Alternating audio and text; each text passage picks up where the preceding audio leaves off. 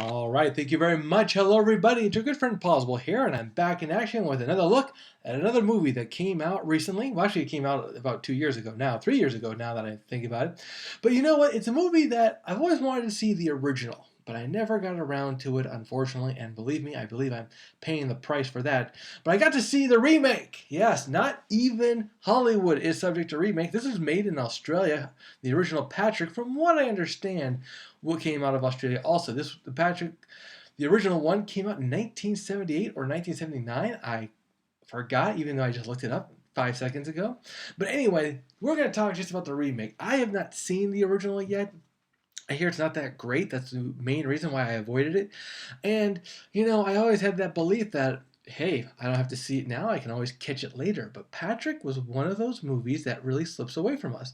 Patrick Evil Awakens tries to bring back the horror and unfortunately fails miserably.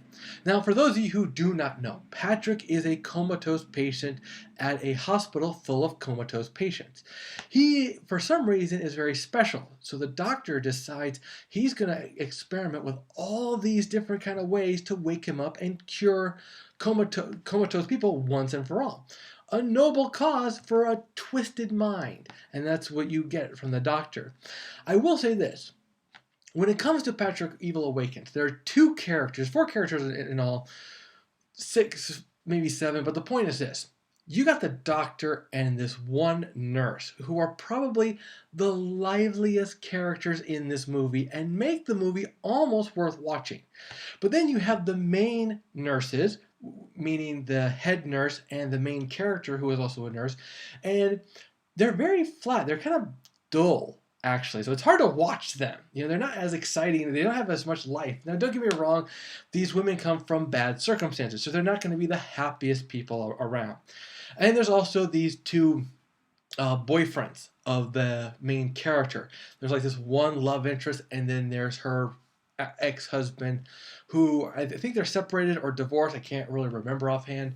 But the point is this. Patrick, Evil Awakens had potential. It had a lot going for it, but it lost itself with its commitment to the jump scare. From the get-go, you could tell that there were two things they were trying to do with Patrick Evil Awakens. One was give it a classic vibe. The beginning images were actually very nice. There was very good cinematography going on here. You could tell they were trying to go for more of the classic vibe. But then there was the modern-day jump scare where out of nowhere, a person would look in a mirror, see Patrick turn around in the big shock, the music plays, and by this time you're really bored with it. It's like, come on, guys, we deserve better than this. Patrick really should have been better. It's not a movie that really has a lot of, fast-paced moments. Let's face it, the guy is comatose. He's lying down the whole time.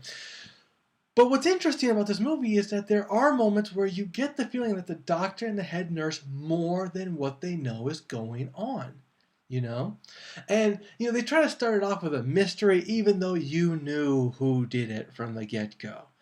And then the worst part about it is that there are moments when they decided to use CGI to showcase the horror and Patrick's amazing powers.